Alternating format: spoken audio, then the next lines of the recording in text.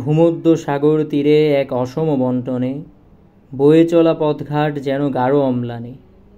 সেজেছে এক বিশ্ব নামহীন মানব সভ্যতায়, হেসেছে মানুষ তথা অমানুষ পরিক্রমায়। অমানুষে মানুষ তবু কিছু রয়ে যায়, যেথায় ধ্বংসস্তূপে দাঁড়িয়ে এক মুসলিম সুধায়।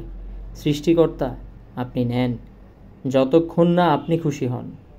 ভেবে মরি কোথায় পেল সে ইমানের এই আলোড়ন। সে কে? সে মুসলিম। সে কে? সে ইমানদার।